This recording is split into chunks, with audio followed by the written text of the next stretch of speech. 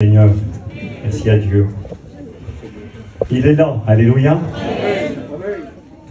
Nous ressentons sa présence, c'est ce qui fait toute la différence. Vous savez, lorsque l'on considère un lieu, un moment, avec le regard de la foi, tout est différent. Pour certains ici ce soir, c'est un endroit rempli de monde, des gens qui chantent et puis on regarde, qu'est-ce que je fais là? Je suis mal assis, il fait chaud, on est trop serré. Mais si on vient ici avec le regard de la foi, on ne regarde plus tous ces gens. On ne regarde pas la chaise, on ne regarde pas où on est assis, on ne regarde pas qu'il y a plein de monde. C'est nous et lui et c'est tout. Les chrétiens savent de quoi je parle. Quand on est avec lui, qu'on ferme nos yeux, il n'y a plus personne. Il y a nous et lui, il y a sa présence qui est là. Et c'est suffisant. Merci au Seigneur. Que Dieu soit béni. Nous avons besoin de lui. Vous savez, nos réunions, sans lui, c'est du religieux. C'est des discours, c'est des hommes qui parlent, des gens qui chantent, des gens qui font du bruit. Mais quand lui est là par son esprit, alors ça prend toute la différence. Et c'est ce que nous voulons ce soir à la gloire de son Seigneur. Vous savez, je remercie mes frères de me donner la possibilité d'être avec vous ce soir. Merci au Seigneur. Mais ce qui est le plus important, et nous le savons tous, ce n'est pas tellement qui va parler et qui sont les pasteurs qui sont là, avec tout le respect que nous avons les uns envers les autres. Et ce qui est important, c'est que lui soit à l'œuvre au milieu de tout. Nous sommes son église. Le propriétaire, ici, c'est lui. Le grand berger, ici, le grand pasteur, c'est lui. Et nous voulons lui laisser toute la place. Ce n'est pas de l'humilité, c'est simplement être raisonnable, être réaliste. Si lui n'est pas là, on perd notre temps. Vous savez, j'ai écrit ceci. Bien qu'il y ait beaucoup de gens, qu'il y ait une estrade, qu'il y ait un homme qui parle derrière un micro, nous ne sommes pas ici dans un spectacle. C'est ça un spectacle. Un show, c'est ça. Il y a un homme qui parle, un one-man show, il fait son show, il parle, il fait rigoler les gens, il peut tenir les gens en haleine, expliquer plein de choses pendant 1 heure, 2 heures, les gens écoutent, applaudissent, ils sont payés, ils sont contents, ils sont repartis. Eh bien ici ce soir, on n'est pas dans un show. On n'est pas dans un spectacle. Ce n'est pas un jeu, c'est très sérieux. Ce que je voudrais ce soir, et c'est ce que Dieu veut dans chacune de nos réunions, c'est que cette réunion produise des réflexions et des décisions. J'ai noté ceci: appel à la décision, à la réflexion, appel au salut, appel pour le chrétien à la fidélité, et pour ceux qui pleurent et qui souffrent, appel à la persévérance. C'est le but de cette réunion. J'ai noté ceci dans 1 Roi 19, ce n'est pas mon message, mais ce verset, Dieu me l'a mis dans mon cœur avant que je me lève. Il est écrit, verset 11, l'Éternel dit, sors à Élie, et tiens-toi dans la montagne devant l'Éternel. Et voici l'Éternel passa. Et devant l'Éternel, il y eut un vent fort et violent qui déchirait les montagnes, brisait les rochers. L'Éternel n'était pas dans le vent. Et après le vent, ce fut un tremblement de terre. L'Éternel n'était pas dans le tremblement de terre. C'est-à-dire des choses qui frappent les regards, des choses qui impressionnent. Il y a des réunions impressionnantes. On peut faire une réunion qui va en mettre plein la vue. Mais ce n'est pas ce dont nous avons besoin. On n'a pas besoin du plein la vue. On n'a pas besoin forcément de tremblements de terre, de rochers qui se brisent, de vents violents. Il est écrit ceci. Et après le tremblement de terre, il y eut un feu. L'Éternel n'était pas dans le feu. Et après le feu, un murmure doux et léger. Quand Élie l'entendit, il s'enveloppa le visage de son manteau, il sortit et se tint à l'entrée de la caverne. Et voici, une voix se fit entendre et lui dit ces paroles: que fais-tu ici, Élie? Et je vous pose la question ce soir: que fais-tu ici? Tu mets ton nom. Qu'est-ce que tu fais là? Pourquoi tu es venu ici? Pour écouter quelqu'un qui vient de l'extérieur? Pour passer 1 heure? On est samedi soir, tu pourrais être à 1001 autres endroits, et je ne vais pas simplement dire tu as choisi, mais Dieu a voulu que tu sois ici. Parce que Dieu attire. Parce que, à notre insu, sans qu'on s'en rende compte, il crée des circonstances, et on vient ici. Je dis ça parce que j'ai regardé l'auditoire, j'ai vu des gens qui étaient en communion avec Dieu, j'ai vu des gens qui chantaient, qui étaient touchés, bénis, j'en ai vu d'autres qui étaient là, je me demande pourquoi ils sont là. J'en ai vu d'autres qui étaient là, qui regardaient droit devant Dieu comme ça. Qu'est-ce que je fais faire ici? Qu'est-ce que je fais là? Qu'est-ce que tu fais là? Et tu es ici ce soir parce que Dieu a permis cette réunion, une réunion supplémentaire, pour que tu réfléchisses, pour que tu réagisses, pour que tu prennes des décisions, pour que tu t'engages, pour que tu gardes, pour que tu renouvelles ce que Dieu a placé dans ta vie. Nous allons lire la parole de Dieu. La première partie, c'est une partie qui s'adresse aux chrétiens, c'est le but du message ce soir, et j'aurai un mot, je crois, pour chacun. Je vais essayer, par la grâce de Dieu, d'avoir un mot pour chacun. Un verset que nous connaissons, que nous citons fréquemment, je le lis encore, Hébreux chapitre 10, verset 37 au verset 39. Encore un peu de temps. Et celui qui doit venir, à savoir Jésus-Christ de Nazareth, encore un peu et un peu de temps, celui qui doit venir, il va venir, il viendra. Et il ne tardera pas, il n'est pas en retard. Nous utilisons souvent l'expression, les prédicateurs, moi-même y compris, c'est une manière de parler, évidemment, nous disons « si le Seigneur tarde ». Parfois on dit on se voit dans 1 mois, dans 6 mois, dans 15 jours, on dit si le Seigneur tarde. Eh bien le Seigneur n'est pas en retard. Il est écrit qu'il ne tarde pas. Nous avons un enseignant qui n'aime pas quand les chrétiens disent cela. Alors je comprends pourquoi on le dit. C'est une manière de dire si la vie nous est prêtée, si Dieu nous fait grâce, si le Maître n'est pas revenu nous chercher. Mais quelle réalité, il n'est pas en retard. Il est écrit qu'il ne tarde pas dans l'accomplissement de sa promesse, mais qu'il use de patience, voulant qu'un plus grand nombre, voulant que tous parviennent à la repentance et puissent être sauvés. Et à un moment donné, la patience de Dieu prendra fin. Pas que sa patience est une fin, mais tout simplement parce que Dieu n'est pas un fou. Vous savez, on use de patience quand il y a l'espoir de changement de situation. Mais il arrive à un temps, et nous sommes dans ce temps, où il n'y a plus d'espoir de situation qui va changer. On appelle ça le point de non-retour. Dans l'aviation, c'est lorsque on met le plein dans un avion, il parcourt une certaine distance. Je vous donne un exemple. L'avion peut parcourir 10 000 km. Quand il a fait 5 001 km, il ne peut plus faire marche arrière. Parce que s'il fait marche arrière, il n'arrivera pas à destination. Il manquera 1 kilomètre. Il a atteint le point de non-retour. Il est obligé d'arriver à la destination. Et il arrive un temps où la patience de Dieu a atteint un point de non-retour à cause de la révolte de l'humanité, à cause du péché de l'homme. Et à un moment donné, Dieu qui use de patience est obligé d'intervenir. Et nous sommes arrivés à ce point de non-retour. Voilà, merci à Dieu. On peut éteindre les téléphones, merci. Encore un peu de temps, celui qui doit venir viendra, il ne tardera pas. Et mon juste vivra par la foi. Mais s'il se retire, et c'est pourquoi ce soir je m'adresse premièrement à l'Église, et s'il se retire, mon âme ne prend pas plaisir en lui. Nous, tu mets ton nom, moi je mets le mien. Nous ne sommes pas de ceux qui se retirent pour se perdre, mais de ceux qui ont la foi pour sauver leur âme. Alléluia. Nous ne sommes pas de ceux qui vont se retirer. Et il y aurait bien des choses qui voudraient nous faire marche arrière, nous faire abandonner. La liste est grande, je ne vais pas l'énumérer. Mais bien des situations, bien des oppositions, bien des combats voudraient nous faire courber l'échine et abandonner le bon combat.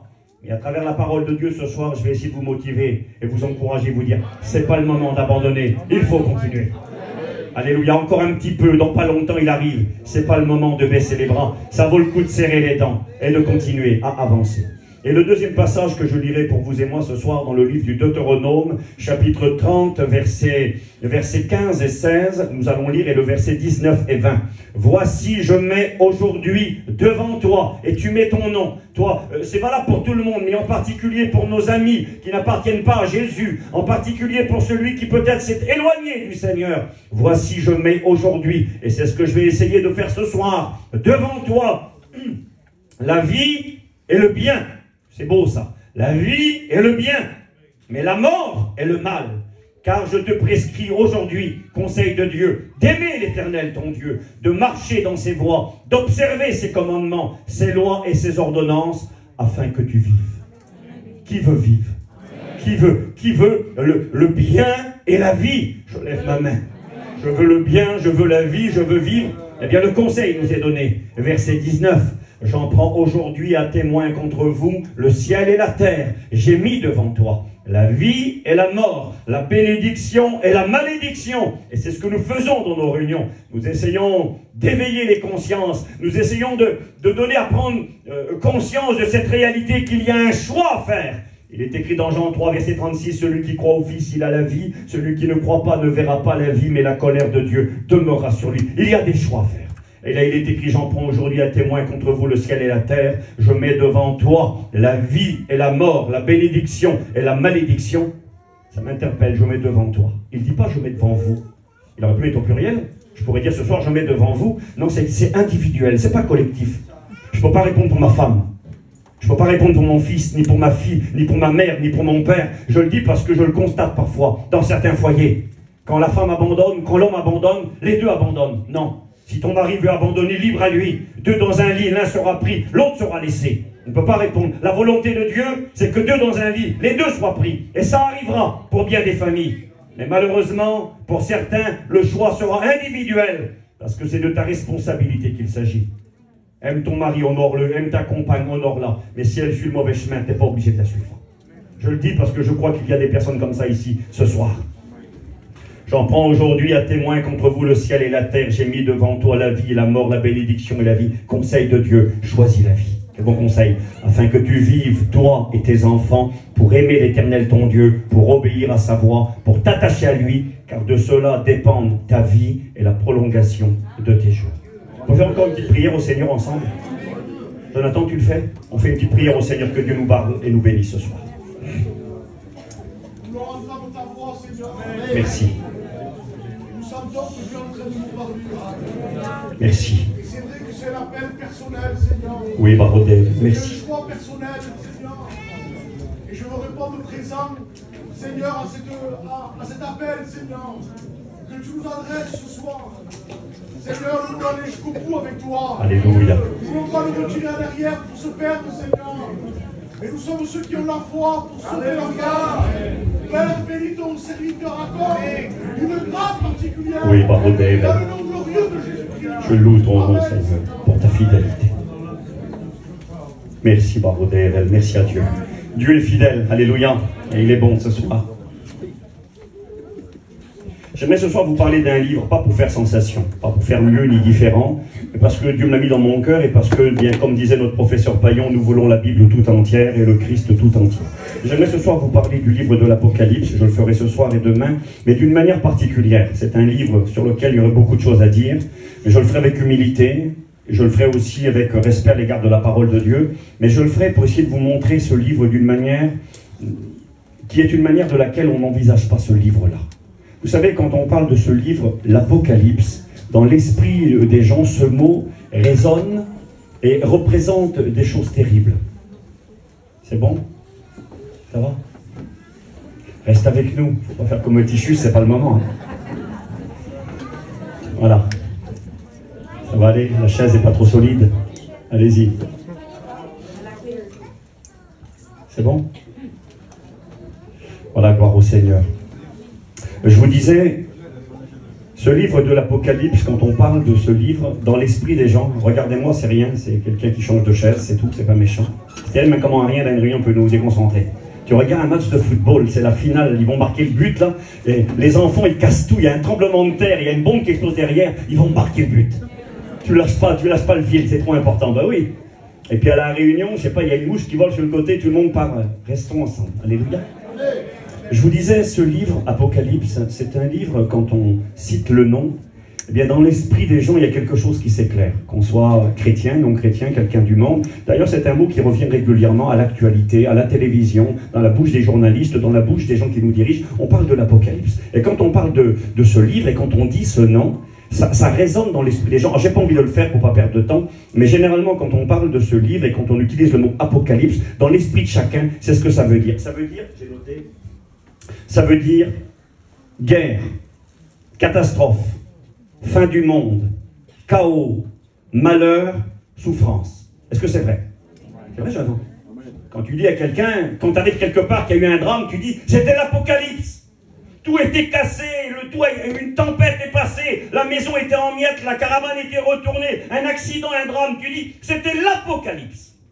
Parce que dans l'esprit des gens, l'Apocalypse, c'est ça. C'est la fin du monde, c'est la destruction, c'est la désolation, c'est la colère, c'est le chaos. Et au risque de vous décevoir, ou peut-être de vous étonner, pour certains, c'est pas du tout ce que ça veut dire, Apocalypse. Et ce n'est pas le message premier de ce livre. Pour ceux qui étudient et qui lisent ce livre, sans parler d'études, mais simplement de le lire, vous allez vous rendre compte qu'en réalité, le mot Apocalypse commence, dès le début de ce livre, c'est écrit, nous allons lire, commence par une expression sur laquelle je vais m'arrêter ce soir, et vous présenter les deux possibilités, les deux alternatives. Demain, je ne parlerai presque pas du côté négatif. j'essaierai de vous parler principalement pour l'Église des choses spirituelles. J'ai noté ça, moi, regardez, spirituelles et bénissantes. J'ai marqué l'Apocalypse signifie pour beaucoup guerre, catastrophe, chaos, fin du monde. Et d'ailleurs, il y a une horloge qui a été créée, une horloge fictive qui n'existe pas, un comité d'experts en 1947, après la Deuxième Guerre mondiale, quand ils ont découvert le cataclysme de la bombe atomique à Hiroshima et Nagasaki, ils avaient conscience qu'ils avaient créé quelque chose de terrible. Et là, ils ont fait une horloge, l'horloge de la fin du monde. C'est un comité d'experts qui se réunit chaque année et qui est composé d'éminents scientifiques, d'hommes politiques, les grands cerveaux de ce monde se réunissent. Et puis, ils ont fait une horloge, et ils ont dit minuit, c'est la fin du monde. Minuit, c'est l'apocalypse, c'est la destruction, c'est le chaos, c'est le point de non-retour pour l'humanité. Alors, on devra, nous, chaque année, avertir les hommes pour leur dire, faites attention, n'allez pas trop loin, ressaisissez-vous, changez de direction. Et chaque année, l'horloge, eh bien, elle avance ou elle recule, elle peut reculer. Ils font pas ça à la légère, c'est très très sérieux, c'est pas un groupe de chrétiens, c'est pas des gens religieux, c'est des intellectuels scientifiques, des gens compétents, des experts en la matière, et qui chaque année jaugent l'état du monde. Ils regardent le risque de guerre, ils regardent des cataclysmes, ils regardent les différents problèmes de l'humanité. Et puis cette année, en 2023, ils se sont prononcés, selon eux, nous sommes minuit, c'est la fin du monde. Il pourrait être 10 heures, il pourrait être 6 heures, il pourrait être 3 heures. Non, eux ils disent, il est 23 heures, 58 minutes et 20 secondes. 23 heures, 58 minutes, 0 heure, c'est la fin du monde. Et 20 secondes. Selon eux, il reste 100 secondes avant la fin du monde. Ça fait 76 ans qu'ils travaillent ensemble. Ils disent qu'ils n'ont jamais été aussi près en 76 ans de la fin du monde, selon leur dire à eux. Sans compter le conflit qui vient d'éclater en Israël récemment. Donc si on y ajoute celui-ci, pour eux, ils touchent du bout du doigt la fin du monde. Alors moi j'ai noté ceci. Si pour le monde et ses experts, l'apocalypse signifie la fin, la calamité, le désastre, le chaos, j'ai marqué, si c'est une réalité, si ceci est vrai, nous allons le voir ce soir, pour ceux qui malheureusement rejettent Dieu, méprisent le Seigneur, refusent son amour, il n'en est pas de même pour les enfants de Dieu qui appartiennent au Seigneur. Ce n'est pas du tout cela. J'ai marqué, ce livre est un livre merveilleux, rempli d'espoir, rempli de paix, l'Apocalypse, oui, rempli d'espoir, rempli de paix, rempli de joie, rempli de consolation, d'encouragement. C'est une grande bénédiction, c'est l'évangile, c'est la bonne nouvelle. Même l'Apocalypse, c'est la bonne nouvelle. Pour le chrétien ou la chrétienne, c'est un livre de conseil, c'est un appel à la persévérance, c'est un livre d'encouragement, c'est un livre de consolation, c'est la garantie d'un avenir glorieux. J'ai marqué, ce livre Révélation est un message universel présentant les deux avenirs possibles et inévitables pour tous les humains. S'il est vrai que le futur des gens sans Dieu est effroyable et redoutable, l'Apocalypse nous en parle, celui des enfants de Dieu y est glorieux, formidable et désirable. C'est beau ça. Donc quand tu lis ce livre et que tu regardes ce qui est écrit pour ceux qui appartiennent à Dieu, ce livre ne te fait pas trembler, il réjouit ton cœur. Tu as envie de dire, quand tu as fini le livre, tu as envie de dire comme Job, en son temps, a reçu la révélation de la vie après la mort avec Dieu. Job va dire, mon âme languit d'attente au-dedans de moi. Que ce jour arrive vite. Il voulait mourir. Parce qu'il avait compris que quand il mourrait, il retrouverait ses enfants. Et il avait compris que quand il mourrait, il rencontrerait son Rédempteur qui était vivant. D'ailleurs, le livre de l'Apocalypse finit comme ça. Regardez, c'est la fin du livre. Et l'esprit et l'épouse disent, viens. Et que celui qui entend dise viens, et que celui qui a soif, que celui qui veut prenne de l'eau de la vie gratuitement. Celui qui atteste de ces choses dit oui, je viens bientôt. Ça finit comme ça le livre. Ceux qui ont écouté la révélation, ceux qui ont compris le message, ceux qui ont dit oui à Jésus, ceux qui ont persévéré et combattu le bon combat, à la fin ils disent viens Seigneur, viens. Viens. Là, je suis pressé que ça arrive alors. Merci au Seigneur. Je vais commencer à lire le chapitre 1er. Il est écrit ceci, ça commence comme ça. Le mot apocalypse signifie le mot révélation, c'est-à-dire mise en lumière des choses qui sont cachées. Là qui veulent connaître l'avenir, ils consultent des boules de cristal, ils consultent l'astrologie et bien des méthodes qui déplaisent à l'Éternel. Lisez la Bible et vous saurez quelle est la vie. Notre président Jimmy, je raconte cette anecdote, certains la connaissent certainement, ça m'avait interpellé quand il avait partagé ce témoignage. Un jour avait pris l'avion pour aller en Israël, avec un groupe de notre mission. Une cinquantaine ou une centaine de gitans dans un avion, ça se remarque. C'est vrai, hein, ça se remarque. Et puis forcément, pendant le voyage, une dame a bien remarqué qu'il y avait des individus qui n'étaient pas comme les autres à l'intérieur de l'avion. Et puis elle a demandé, mais elle a dit, mais vous êtes des gitans? Oui, forcément. Vous êtes des gens du voyage, des gitans? Et puis les frères ont dit, oui, madame. Et puis elle a dit, mais vous, les gitans, vous savez lire les lignes de la main, vous connaissez l'avenir? Et les gitans connaissent l'avenir.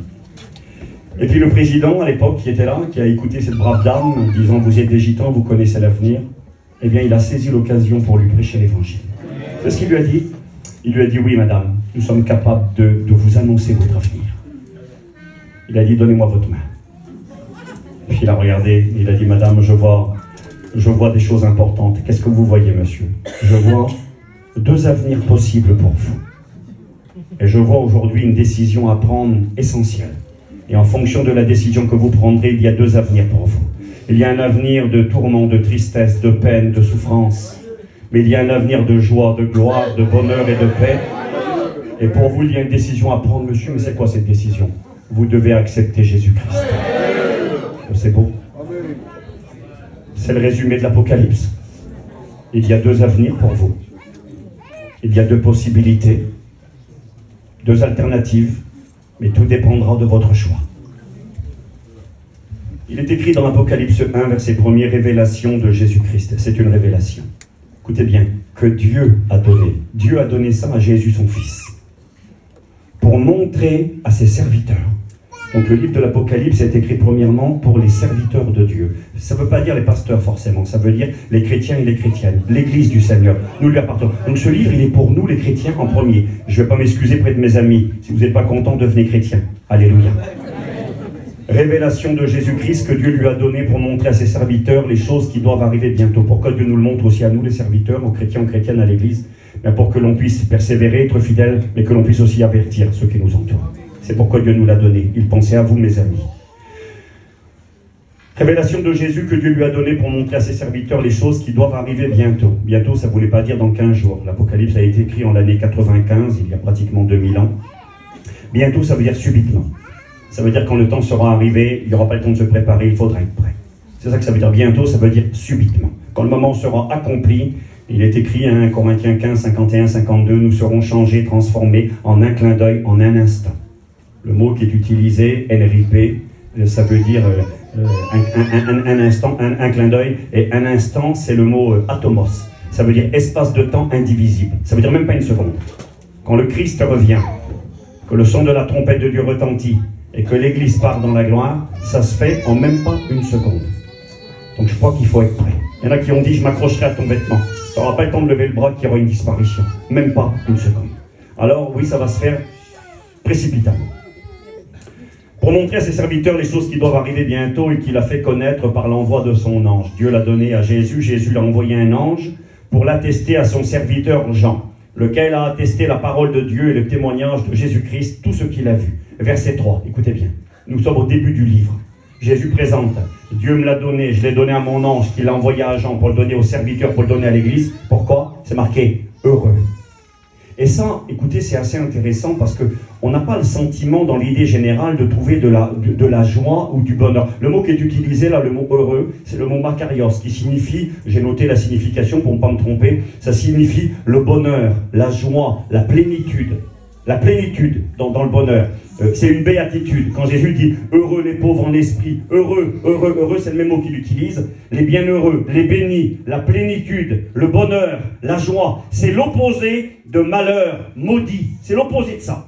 Et là, ça commence comme ça, le livre de l'Apocalypse.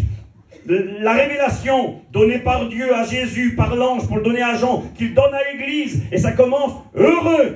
Celui qui lit et ceux qui entendent les paroles de la prophétie et qui gardent les choses qui y sont écrites. Ça commence comme ça, le livre de l'Apocalypse. Pourquoi? Car le temps est proche.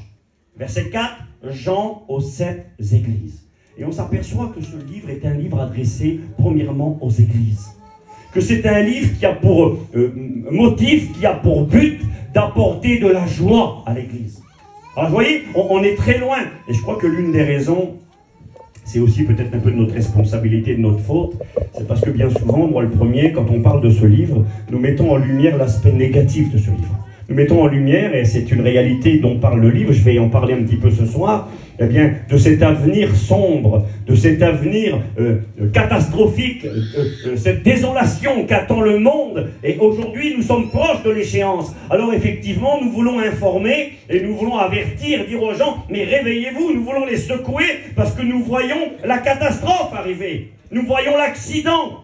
Comme quelqu'un qui est en train de rouler avec son auto, il vient de voir un problème, un véhicule en travers de la route, eh bien tu t'arrêtes, tu fais des appels de phare pour que les gens arrêtent, parce qu'il y a un accident, parce qu'il y a un danger devant. Et quelque part, c'est ce que nous voulons faire dans nos réunions. Et à travers la Bible et à travers ce livre, nous voulons faire des coups de phare spirituels à ceux qui ne sont pas prêts, leur dire danger, changez de direction. C'est le but de ce livre. Et ce livre commence par le mot heureux. Et je vais vous le montrer ce soir. Je vais essayer de vous parler dans le temps qui nous est imparti des 7 heureux de l'Apocalypse. Le mot heureux est écrit 7 fois dans le livre de l'Apocalypse. Vous voyez, on est loin du malheur. Là, il est question de bonheur, plénitude, consolation, joie, réussite, prospérité. Heureux, heureux, heureux. Et le premier heureux, c'est intéressant et très important. Heureux celui qui lit. Il faut lire ce livre. J'ai un ami qui est pasteur, je le dis parfois, je l'aime beaucoup, c'est vraiment mon ami. Et lui, il se fait fier, il prêche depuis une vingtaine d'années, il se fait fier de n'avoir jamais lu le livre de l'Apocalypse. Je trouve dommage que Dieu nous l'ait donné s'il ne sert à rien. Il faut le lire avec beaucoup d'humilité. Il ne faut pas avoir la prétention de tout croire, et de tout comprendre, pardon, et de tout expliquer. Tout croire, évidemment, mais ne pas croire qu'on pourra tout comprendre et tout expliquer, c'est pas vrai. Il y a des choses qui seront compréhensibles en leur temps. Vous savez, quand les événements prennent place, quand le puzzle est presque rempli, il est facile de voir où vont les dernières pièces. Quand on commence le puzzle, c'est plus compliqué. Aujourd'hui, nous sommes avancés dans le temps. D'ailleurs, Daniel, le prophète, a dit ceci, que dans les derniers temps, plusieurs liraient son livre et que la connaissance augmenterait. Certains ont cru que Daniel faisait allusion à la connaissance technologique, à la connaissance scientifique, pas du tout. Certes, les sciences ont évolué, la technologie a évolué, on est capable avec un téléphone de communiquer à des milliers de kilomètres, on est capable de voler dans un avion à une très grande vitesse, capable d'aller dans l'espace. La connaissance technologique a évolué, c'est pas de cela que parlait Daniel. Daniel, quand il dit que la connaissance va augmenter et que plusieurs comprendront, c'est une manière de dire simplement qu'à la fin des temps, les choses auront tellement pris place que celui qui sera honnête et qui aimera la Bible comprendra ce que les autres ne comprennent pas. Je lisais un livre il y a de cela 2 ou 3 ans en arrière, après le Covid, d'un grand politicien français. Et le titre du livre, c'était « Ce que je ne savais pas, et vous non plus ». Moi, j'ai écrit en bas, pas de la prétention, mais grâce à la parole de Dieu, j'ai marqué « Moi, je savais ». Ce que lui découvrait, ce que lui écrivait comme une révélation. Il voulait avertir le peuple français de la situation du monde dans lequel nous sommes. Il disait, nous allons vivre les tribulations de l'Apocalypse. Le serpent de la Bible va remporter la victoire. Comme ça qu'il disait le monsieur. Un monsieur important en France, je peux faire de publicité pour son livre. Et moi je marquais bien, moi je savais, et erreur, nous n'allons pas vivre les tribulations de l'Apocalypse. Nous allons bientôt partir au ciel dans la gloire. Nous sommes des chrétiens. Le premier heureux ceux qui lisent. En réalité, il semblerait que le mot grec ici fait allusion à une lecture à haute voix. Il semblerait que là, c'est une lecture dans l'église. Lecture, les pasteurs qui lisent la parole et qui lisent ce livre de l'Apocalypse, eh bien, ils sont heureux. Moi, je suis heureux de vous lire la Bible. Parce que la Bible est la vérité, parce que la Bible est une nourriture dont nous avons besoin. L'homme ne vivra pas de pain seulement, mais de toute parole qui sort de la bouche de Dieu. Et nous avons besoin de la Bible pour nourrir notre âme. Vous savez, quand quelqu'un est malade dans son âme, on l'envoie chez le docteur, chez le psychologue, le psychiatre, il essaiera de soigner les gens avec des médicaments, il va abrutir le corps, mais il ne pourra pas soigner l'âme. Parce que l'âme n'est pas physique. L'âme est spirituelle. Et on ne peut pas soigner l'âme avec des choses physiques. L'âme a besoin d'être soignée et d'être nourrie avec de la nourriture spirituelle. Et la nourriture spirituelle ne se trouve nulle part ailleurs que dans la Bible, la parole de Dieu. Alors nous avons besoin de ce livre. J'ai marqué « Heureux celui qui lit à haute voix et ceux qui entendent ». C'est vous ce soir. Mais le plus important n'est pas simplement de lire, n'est pas simplement d'entendre. Le plus important, c'est la 3e étape. Et tout à l'heure, j'ai écouté le frère qui disait, qu'a pris la parole. Il a dit qu'il ne fallait pas simplement écouter la parole, mais qu'il fallait la vivre. Qu'il fallait la garder. Heureux celui qui lit, merci à Dieu. Heureux ceux qui entendent, c'est vous. Et heureux ceux qui gardent les choses qui y sont écrites, car le temps est proche. J'ai marqué heureux parce que c'est un privilège, c'est un bénéfice, c'est un honneur d'être au bénéfice de la parole de Dieu, la vérité, il faut le réaliser. Il y en a qui viennent à la réunion comme ça, c'est rien du tout. Ça me paraît que c'est rien la réunion. J'étais en Irlande encore cette semaine, je suis rentré mercredi chez moi. Je suis allé visiter une petite famille avec les frères.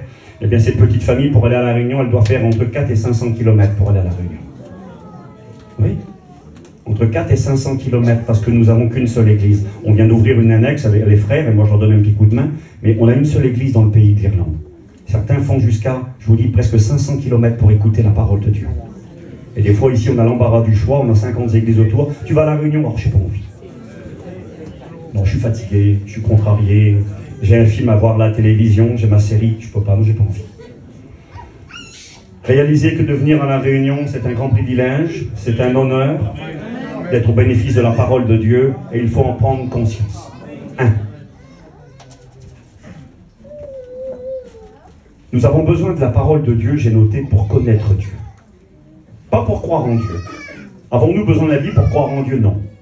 Non, parce que c'est écrit dans l'Épître aux Romains, chapitre 1er, qu'à travers la création, l'homme est obligé d'arriver à la conclusion qu'il y a un créateur, et s'il ne cherche pas Dieu, il est écrit qu'il est inexcusable, parce que la création parle du créateur.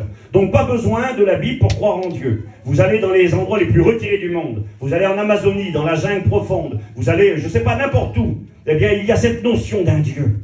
Même s'ils ne savent pas qui il est. Et c'est là qu'arrive l'importance de la Bible.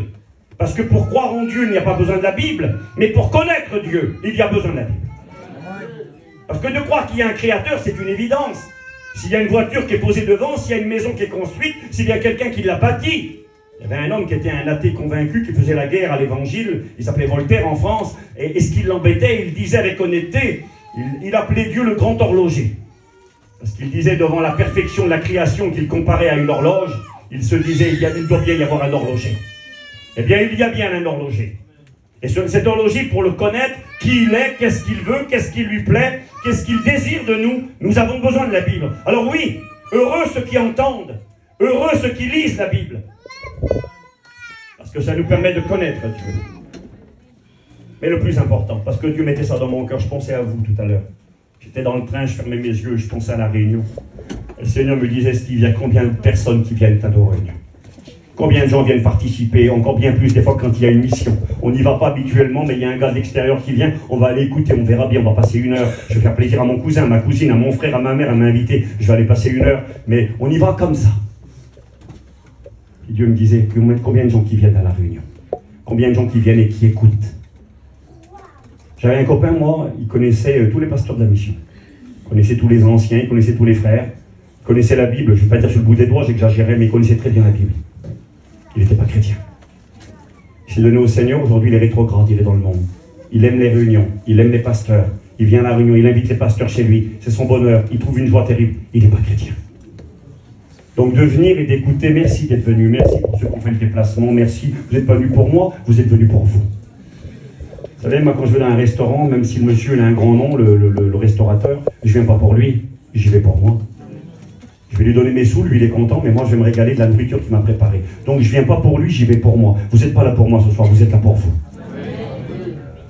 Et parce que vous êtes là pour vous, ne soyez pas simplement des gens qui viennent à La Réunion.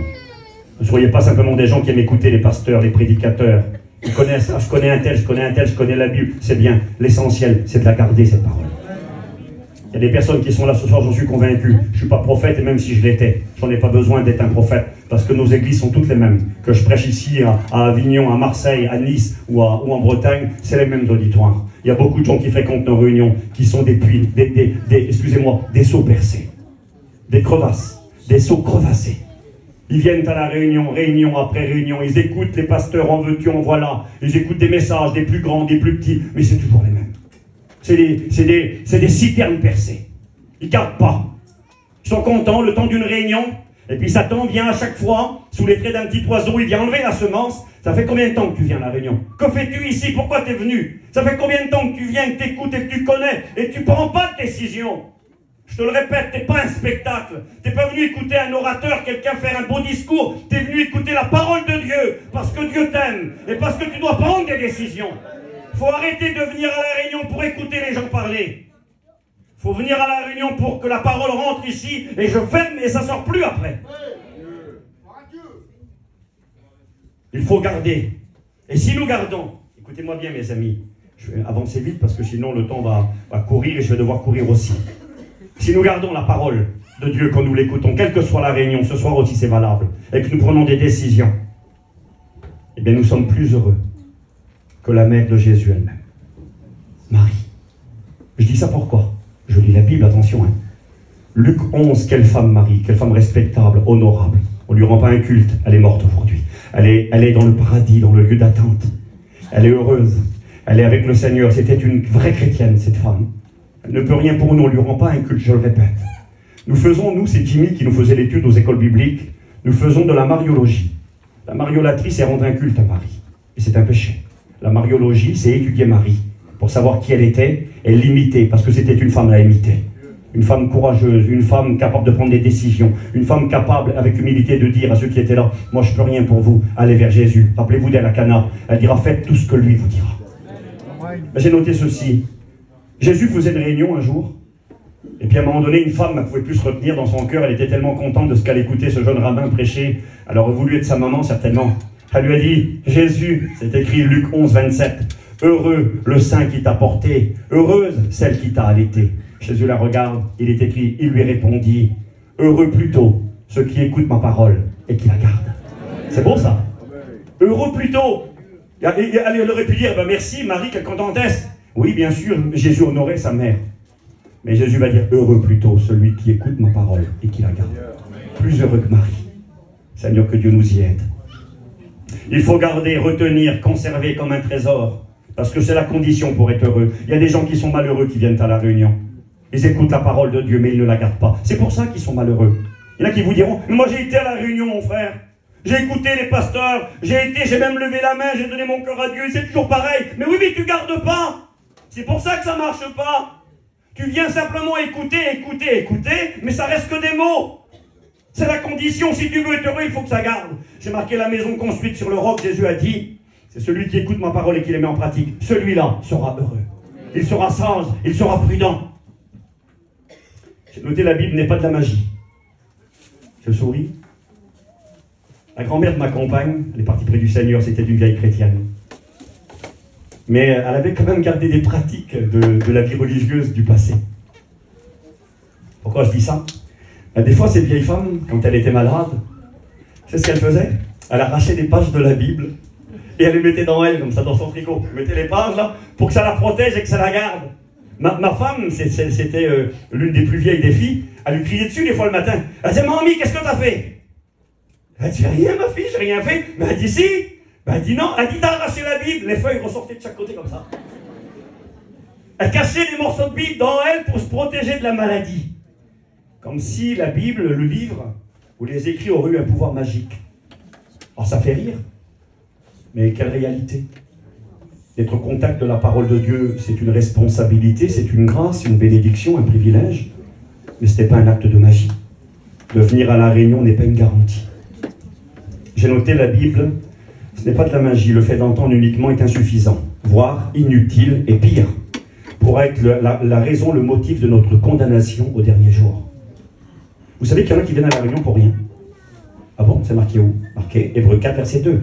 La parole qui leur fut annoncée ne leur servit de rien, parce qu'elle ne trouva pas de foi chez ceux qui l'entendirent. Il y en a qui viennent à la réunion pour rien. Garde pas. Jean 12, verset 48, Jésus a dit, la parole que je vous annonce, et que vous n'acceptez pas, c'est elle qui vous jugera au dernier jour. C'est pour ça que je vous ai dit de venir à la réunion.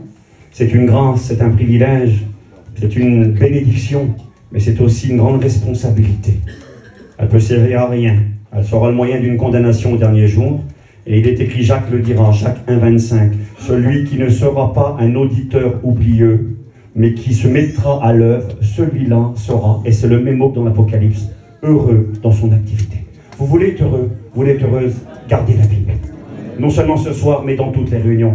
Je le répète, ne soyez pas des gens qui fréquentent les réunions. Ne soyez pas des gens qui viennent écouter, qui connaissent les prédicateurs, les pasteurs. Soyez des gens qui disent, j'ai compris, je prends des décisions, je donne ma vie à Jésus, je me repens de mes péchés, je me convertis, je change de direction et je vais faire tous mes efforts pour vivre pour le Seigneur. Tout seul, je n'y arriverai pas, mais avec sa grâce et son aide, j'y arriverai. Et si vous faites ça, eh bien vous allez voir, vous allez être heureux, non seulement aujourd'hui, mais vous le serez pour l'éternité. Le premier heureux, nous l'avons survolé, c'est un appel à écouter, à lire et surtout, nous l'avons compris, à garder la parole de Dieu. Le deuxième heureux de l'Apocalypse. Apocalypse 14, verset 13. Alors je lis avec vous l'écriture. Apocalypse 14, verset 13. Et j'entendis du ciel une voix qui disait, écrit, heureux. Écoutez, c'est important parce que je le répète, ce livre-là, on n'y voit que du malheur. Je vais parler un peu de malheur, parce que je vais être honnête avec vous. Le chiffre 7 est un chiffre qui revient régulièrement dans ce livre. J'en parlerai certainement demain matin. 7, c'est la plénitude, c'est ce qui est rempli. Il est dit du Seigneur, j'anticipe, demain j'en parlerai peut-être un petit peu plus, Jésus est représenté sous les traits d'un agneau. Il est le lion de la tribu de Juda, mais il se présente comme un agneau immolé. Et il est dit de cet agneau qu'il a 7 yeux. C'est assez étrange dans l'Apocalypse. Il est dit de cet agneau qu'il a 7 cornes. Qu'est-ce que ça veut dire ça? Un agneau à 7 cornes, à 7 yeux, ça n'existe pas. Et effectivement, Jésus n'est pas comme cela. C'est une manière, une illustration pour représenter. Il est l'agneau parce qu'il est le moyen de rédemption, de rachat. Il est l'agneau qui a été immolé. Il est l'agneau qui a donné sa vie à la croix et dont le sang précieux nous a rachetés de notre vaine manière de vivre. Mais il est le lion de la tribu de Juda. Il est le roi des rois, celui qui bientôt va régner sur le monde. Tout à l'heure, ça a été chanté. Il a été l'agneau. Il sera le lion dans sa gloire quand il reviendra. Pourquoi a-t-il 7 yeux? Parce que ça veut dire qu'il voit tout. L'œil sert à voir. Quand il est dit qu'il en a 7, ça veut dire qu'il voit tout. Quand il est dit qu'il a 7 cornes, les cornes dans la Bible représentent la puissance et la force. C'est une manière de dire que cet agneau-là, il sait tout, il voit tout et il peut tout. Une manière de dire qu'il est divin. Il connaît ta vie, il connaît ton fardeau, il est capable de le porter, il est capable de te soulager, il est capable de transformer ta situation. Il s'appelle Jésus, l'agneau de Dieu. 7, c'est la perfection et la plénitude. Et donc, nous avons 7 fois le mot heureux dans l'Apocalypse, parce que c'est la plénitude du bonheur. Elle se trouve en Jésus-Christ. Et dans ce livre de l'Apocalypse, pour celui qui prend la bonne décision, pour celui qui finit du bon côté, qui finit dans l'équipe du vainqueur. Vous savez, un jour, j'ai eu cette petite réflexion dans mon esprit, très simple. On peut vivre un même événement, un même moment, au même endroit, et avoir un état d'esprit complètement différent. Un match de ballon qui se termine. Si tu es pour une équipe que tu préfères, ou pour un pays que tu aimes, à la fin du match, ou même les joueurs, on a tous vu un match de foot, je pense, à la fin, il y en a 11 qui pleurent, il y en a 11 qui sont contents. Ils ont vécu le même moment, au même instant. Ils ont écouté le même coup de sifflet. Il y en a 11 pour qui c'est la défaite, c'est les larmes et les pleurs. Pauvre équipe de France qui a perdu d'1 point il n'y a pas longtemps au rugby, là. Quelle déception pour les amateurs de rugby. Bon, je ne suis pas trop amateur. Et l'autre côté, la victoire. Un match de boxe, c'est pareil. Le même combat, la même finalité, le même arbitre, le même coup de gong à la fin. Il y en a un qui lève les mains, qui crie victoire, il y en a un qui pleure parce qu'il est vaincu. Eh bien, ça sera la même réalité quand Jésus reviendra. Il y en a qui crieront victoire, les vainqueurs, j'en parlerai demain matin, à celui qui vaincra. Mais ceux qui seront vaincus, ceux qui seront dans l'équipe vaincue, ça sera une désolation. Alors ce soir, à travers ce message, la motivation, la mienne et celle de Dieu, c'est que vous puissiez faire partie de l'équipe victorieuse. Je vous fais une confidence, c'est possible. Pas par vous-même, mais il est écrit que nous sommes plus que vainqueurs par celui qui nous fortifie. Il est capable de vous rendre vainqueurs. Apocalypse 14, verset 13, deuxième heureux, parmi les 7 heureux. Donc il y a les 7 heureux, mais j'ai découvert en recherchant qu'il y a 7 versets qui parlent du malheur dans l'Apocalypse. 7 fois, 7 versets mettent en lumière le malheur, l'opposé du mot makarios, l'opposé du mot plénitude, joie, bonheur, consolation, bienheureux, bénédiction, malédiction, souffrance, peine. 7 versets qui en parlent. Alors il faut choisir. Il y en a 7 pour ceux qui le veulent, qui seront une grâce, et 7 qui seront une malédiction. Alors le deuxième heureux.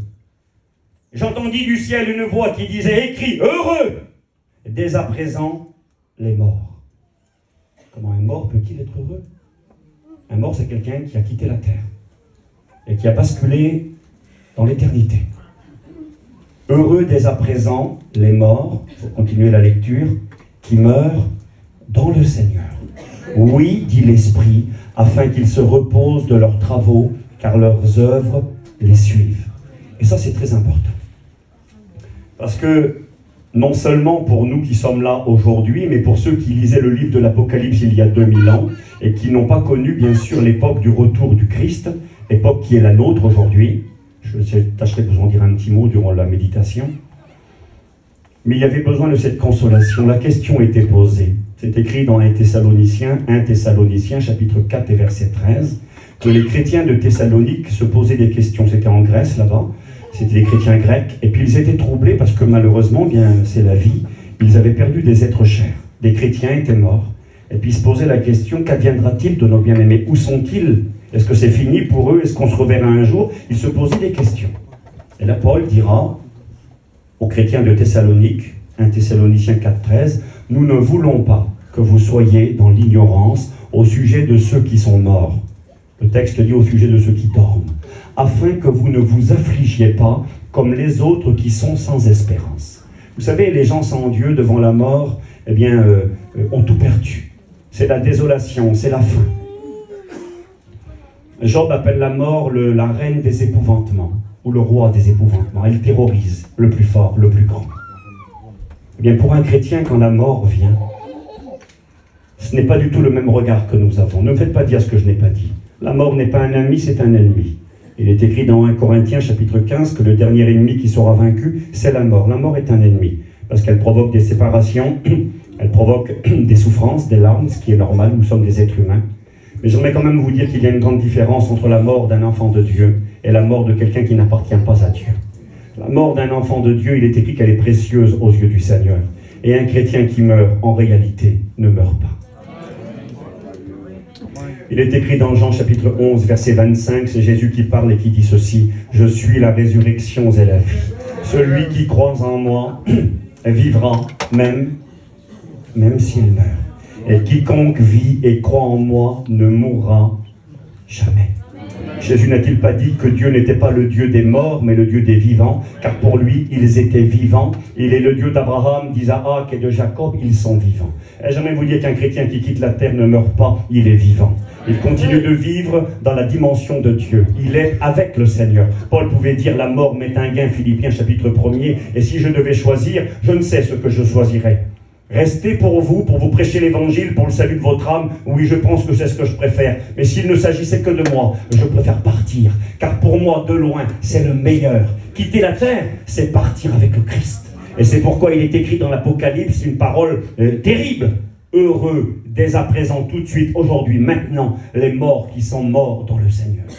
Nos bien-aimés qui nous ont devancés ne sont pas anéantis. Ils n'ont pas cessé d'exister. Ils sont dans un lieu de repos. Ils attendent. Ils sont heureux. Ils sont consolés. Les anges les ont amenés dans la présence du Christ. Et ils attendent cet événement glorieux qui arrive à grande vitesse, où un signal donné à la voix d'un archange et au son de la trompette de Dieu, ces morts en Christ qui sont heureux et consolés ressusciteront d'entre les morts. Il est écrit dans Jean 5, versets 25, 26, 27, Jésus a dit, l'heure vient où tous ceux qui sont dans les sépulcres entendront la voix du Fils de Dieu. Ceux qui auront fait le bien sortiront pour la vie éternelle. Ceux qui auront fait le mal sortiront pour la condamnation éternelle. Bientôt la voix du Fils de Dieu retentira et nos bien-aimés ressusciteront premièrement d'entre les morts. Et nous les vivants qui serons restés pour l'avènement du Seigneur, nous ne les devancerons pas, mais nous partirons à la rencontre du Seigneur avec eux dans les airs. Et nous serons toujours avec le Seigneur. Consolez-vous les uns les autres par ces paroles, dira l'apôtre Paul.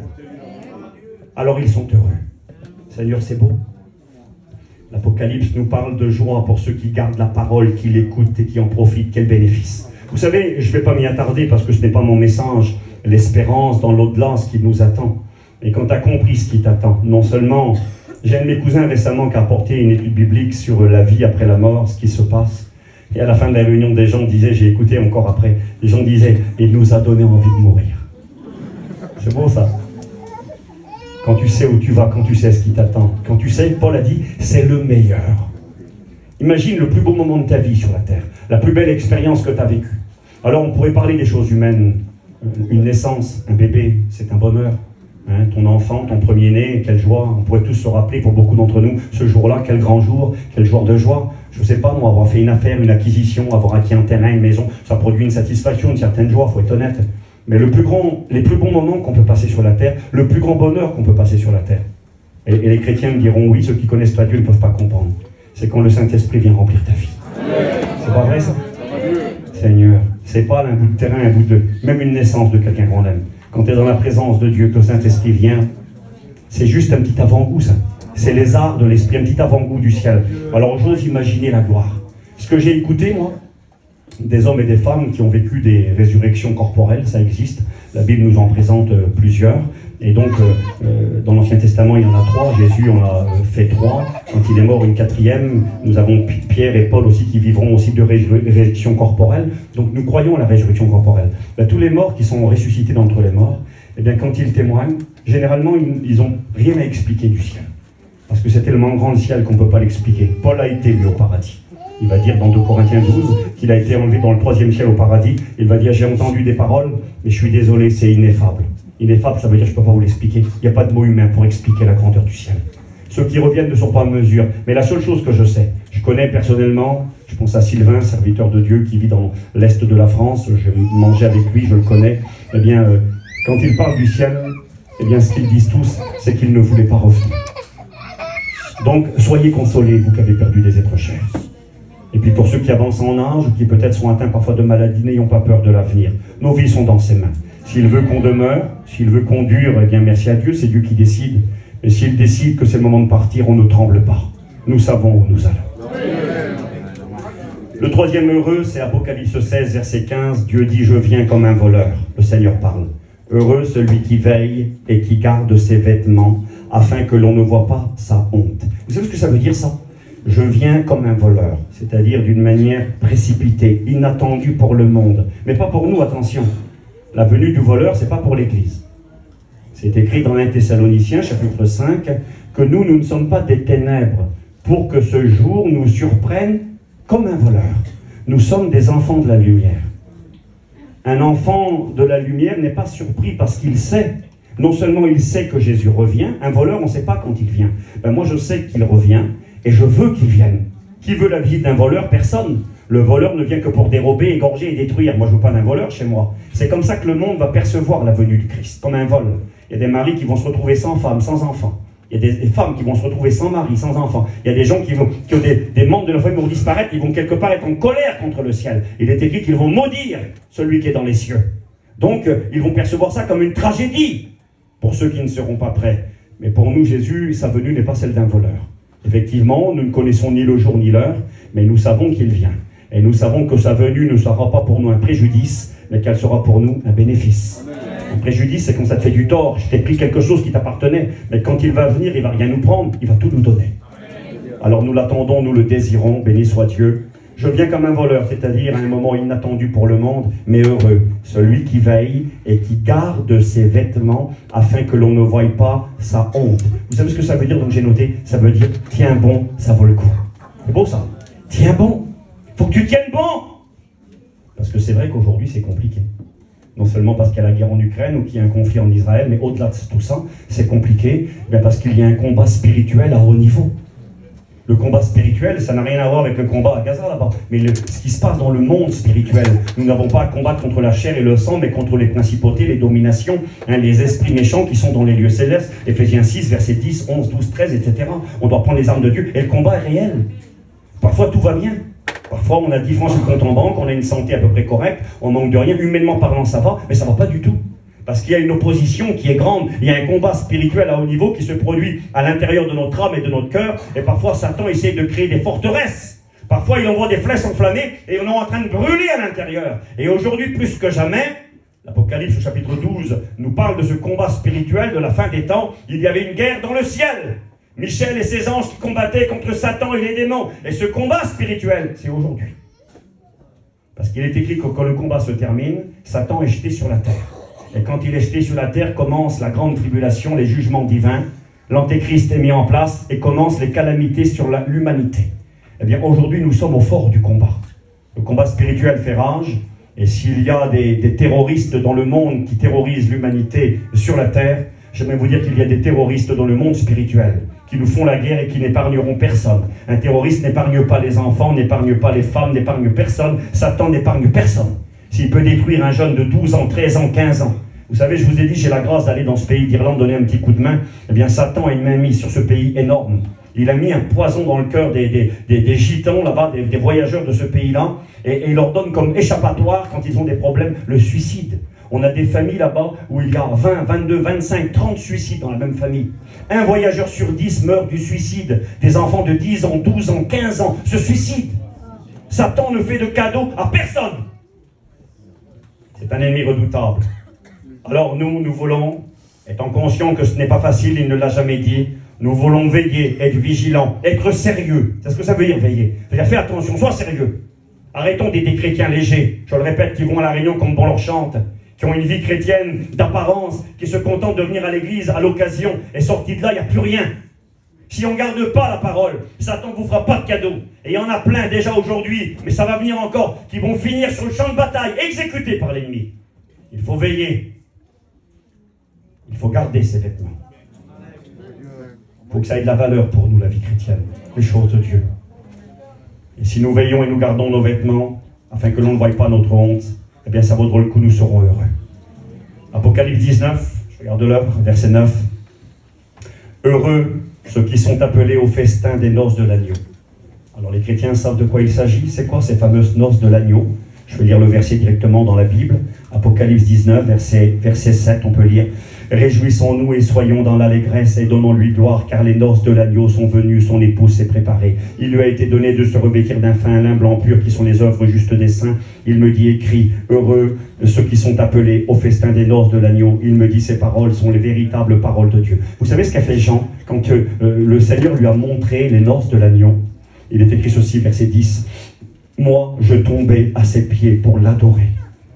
Un ange qui lui a montré les noces de l'agneau. Il a voulu adorer l'ange. Mais l'ange me dit, garde-toi de le faire. Je suis ton compagnon de service et celui de tes frères qui ont le témoignage de Jésus. Adore Dieu, car le témoignage de Jésus est l'esprit de la prophétie. Quand il a vu Jean les noces de l'agneau, les noces de l'agneau, c'est quoi? Pour faire simple, c'est ce moment où les chrétiens et chrétiennes de tous les temps vont être enlevés dans le ciel. Les morts vont ressusciter, les vivants seront transformés avec un corps glorieux et glorifié. Et là, nous partons à la rencontre de Jésus et nous voyons celui que nous aimons par la foi. Qui a vu Jésus? Peut-être certains l'ont vu, moi je ne l'ai jamais vu. Mais celui que j'aime sans l'avoir vu, je le verrai enfin. Je le contemplerai. Je vois Jésus, mon bien-aimé. Et dans sa présence, la peine n'existe pas, les larmes n'existent pas, la souffrance, le tourment, la maladie n'existent pas. Et avec lui, Jésus nous emmène dans les noces de l'agneau. Et dans les noces de l'agneau, nous retrouvons tous nos bien-aimés qui nous ont devancés.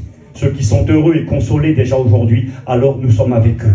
Nous sommes avec eux et nous les retrouvons. Je pourrais vous prêcher sur les retrouvailles, ce n'est pas le message de ce soir, mais c'est une certitude. Nous retrouverons ceux qui nous ont devancés.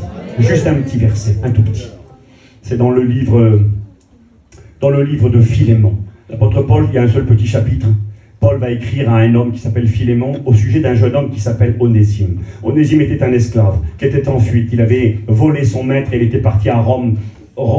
Colosse, il vivait dans la ville de Colosse pour aller à Rome, à peu près, je ne sais plus, 2000 km. Il est loin là-bas. Et puis, il ne voulait pas de l'évangile, le jeune Onésime. Ça ne l'intéressait pas et il a fait du tort à son maître.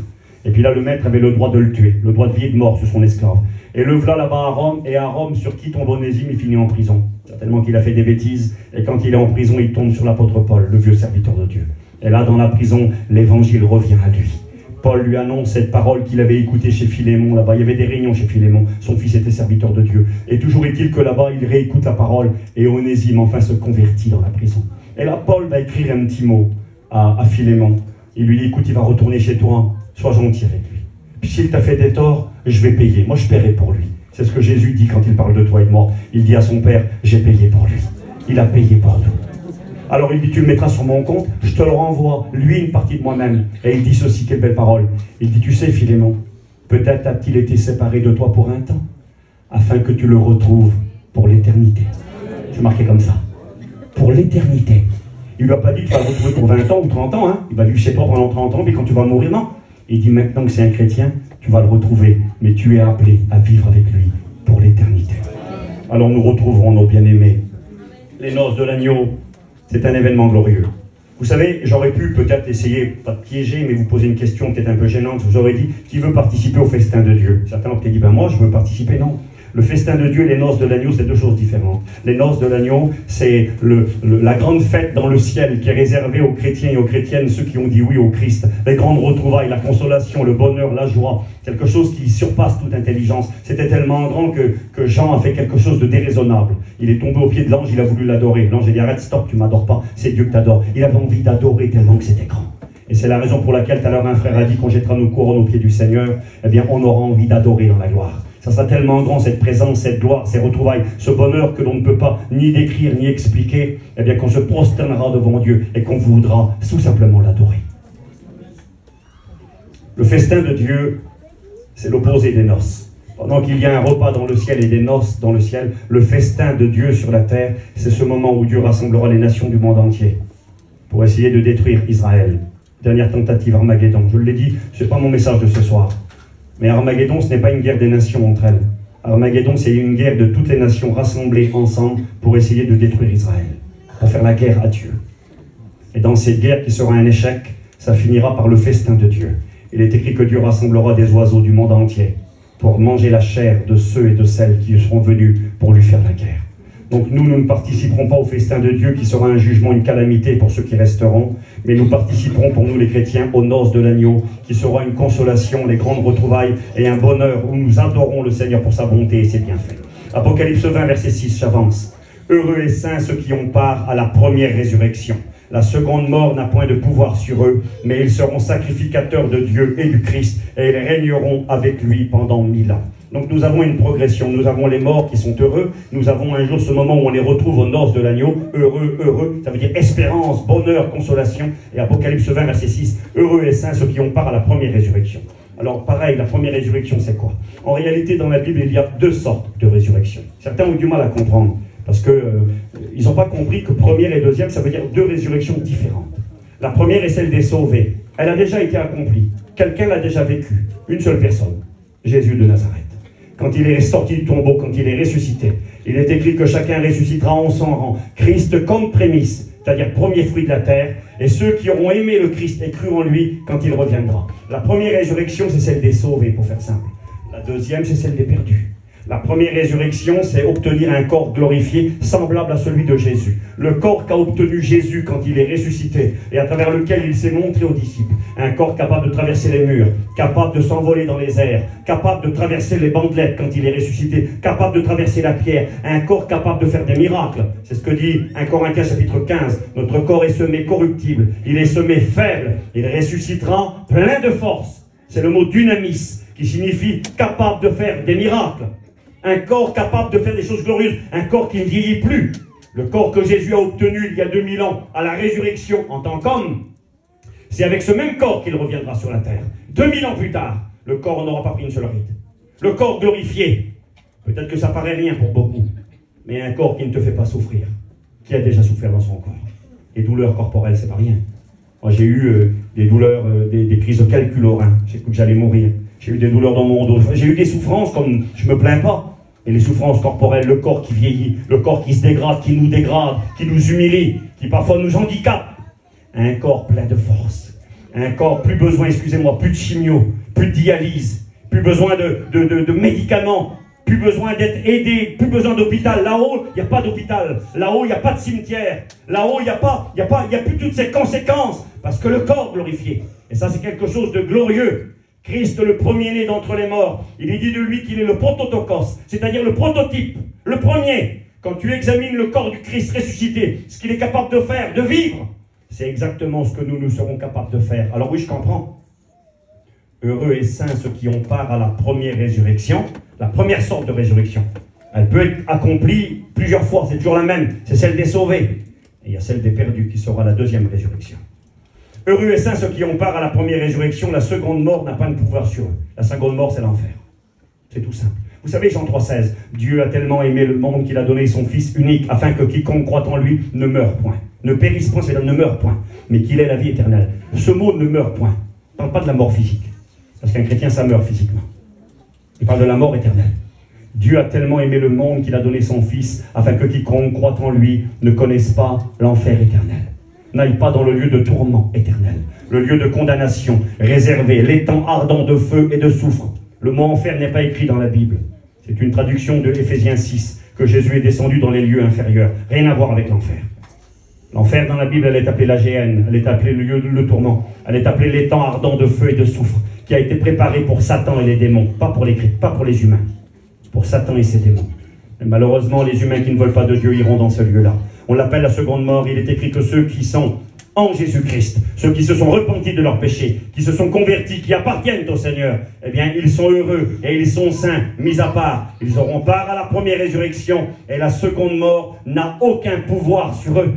Enfer, ce n'est pas pour nous. Aucune condamnation pour ceux qui sont en Jésus-Christ. Le purgatoire n'existe pas. On n'ira pas passer 5 ans ni 10 ans dans un lieu de souffrance pour épurer nos péchés. Ce qui purifie nos péchés ne sont pas le feu d'un purgatoire, c'est le sang de Jésus-Christ qui a coulé à la croix de Golgotha. Et quand un chrétien quitte la terre, Jésus n'a pas dit aux brigands repentants, tu vas passer 10 ans dans un lieu de tourment et de souffrance. Pourtant, lui, il l'aurait bien mérité. C'était un assassin, un meurtrier, quelqu'un qui venait de l'insulter. Jésus lui a dit, écoute-moi bien, aujourd'hui, tu seras avec moi dans le paradis. Et quand on quitte la terre, on va auprès du Seigneur. Mais c'est beau. Par à la première résurrection, le corps du Christ, une résurrection pour ne plus jamais remourir.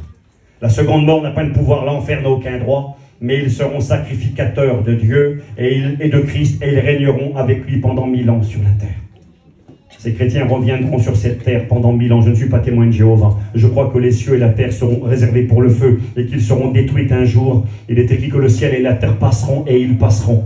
Mais ce que je crois, c'est que Christ va venir régner sur cette terre. C'est marqué 6 fois dans Apocalypse au chapitre 20. Et quel bonheur de savoir que nous sommes au programme. Nous sommes au programme. Il y a tout un programme qui nous attend. J'en parlerai peut-être un petit peu plus demain matin. J'essaye d'avancer. Il dira un peu plus loin, 6e verset, Apocalypse 22, verset 7, je viens bientôt. Heureux celui qui garde les paroles de la prophétie. Une deuxième fois, il parle de garder. C'est-à-dire, garde dans ton cœur, souviens-t'en. C'est précieux, c'est important, c'est sérieux. Garde-les. Je viens bientôt. Heureux celui qui garde les paroles de la prophétie de ce livre, en voulant dire, c'est la vérité, ça va s'accomplir. Et nous devons garder, frères et sœurs. Nous devons lutter, combattre le bon combat. Ça vaut le coup, j'avance. Apocalypse 22, verset 14. C'est la fin. Du premier chapitre au dernier chapitre, il y a le mot heureux, heureux, heureux qui revient. Et ça finit comme ça. Apocalypse 22, 7, 22, 14. Heureux ceux qui lavent leurs robes, afin d'avoir droit à l'arbre de vie et d'entrer dans les portes de la ville, la nouvelle Jérusalem. Heureux ceux qui lavent leurs robes. Comment laver sa robe? Comment laver sa vie? Comment laver son péché? Comment? Eh bien, en venant devant Jésus-Christ, il est écrit que nous avons un avocat auprès du Père, Jésus-Christ le juste, qui intercède pour nous. Vous savez ce verset-là de 1 Jean, chapitre 1er, verset 7, où il est question de ce fameux sang de Jésus qui purifie de tout péché. Alors bien sûr, c'est la solution pour tous les hommes, les non-chrétiens comme les chrétiens. Mais j'aimerais quand même vous rappeler que ce verset de 1 Jean 1,7, il est adressé premièrement aux chrétiens. C'est étrange que je vous dis, mais c'est comme ça. C'est marqué comme ça, 1 Jean chapitre 1er, verset 7, que si nous marchons dans la lumière, qui marche dans la lumière? Les chrétiens.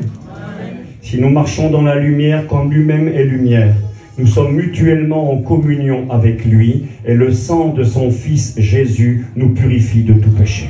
Eh bien, nous avons besoin, peut-être ce soir encore, que quelques-uns prennent conscience qu'il est temps de venir à Christ par la foi, et de dire, Seigneur, je crois que ce ne sont pas mes œuvres, ni ma gentillesse qui m'amèneront au ciel, même que j'ai tel nom de famille, même que mon père c'est un pasteur, même que je suis né dans une famille chrétienne, j'ai besoin de me laver, de me laisser laver par toi. Quelqu'un disait récemment, ça m'a plu, il disait, le sang, ça tâche. Ça ne lave pas du sang, ça tâche. Mettez du sang sur un vêtement, ça fait une tache. C'est d'ailleurs très dur à enlever, très dur à enlever une tache de sang. Le sang de Jésus ne tâche pas, il lave, il nettoie, il purifie.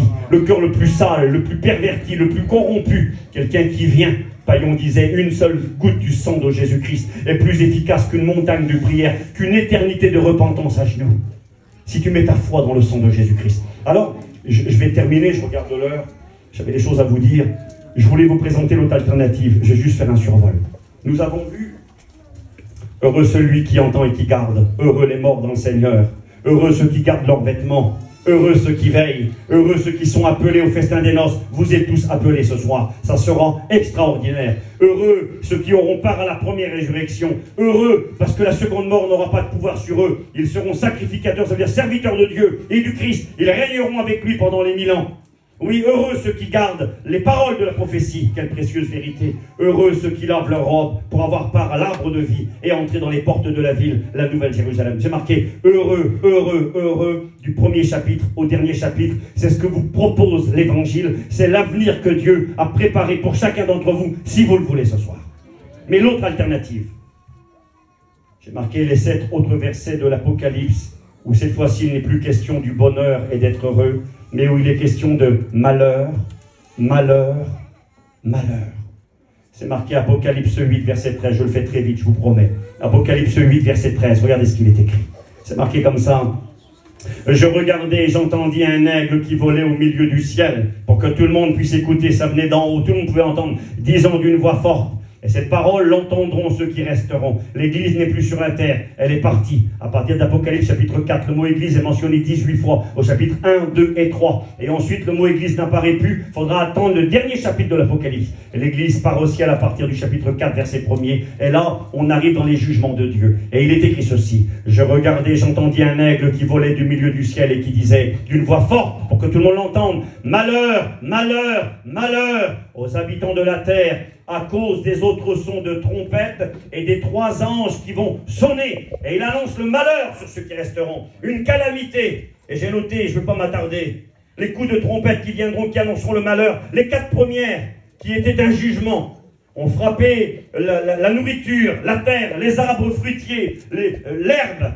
Le deuxième a frappé, la mer. Le troisième a frappé les eaux potables. Le troisième a frappé les luminaires qui nous éclairent. Et on voit qu'il y a une calamité qui va s'abattre sur le monde. Un temps de famine, de désolation. Et là, il dit: malheur, malheur, à cause des 3 coups de trompette qui vont venir. La 5e, la 6e et la 7e trompette qui retentira. Vous savez, certains ont vu dans la 7e trompette l'enlèvement de l'Église. Ils ont dit: c'est la dernière. C'est écrit dans 1 Corinthiens 15, 51 que c'était la dernière trompette. Donc c'est là. J'aimerais quand même dire à ceux, je sais pas mon message, j'ai pas le temps de le faire, mais ceux qui disent que c'est la dernière, ben que ce n'est pas la dernière. Il y a encore une trompette qui retentira après celle-ci. C'est la trompette du rassemblement d'Israël. Matthieu 24, verset 31. C'est marqué également, j'ai aussi les versets, je les ai notés. Je n'ai pas le temps parce qu'il leur avance. Israël sera rassemblé des nations au son de la trompette de Dieu.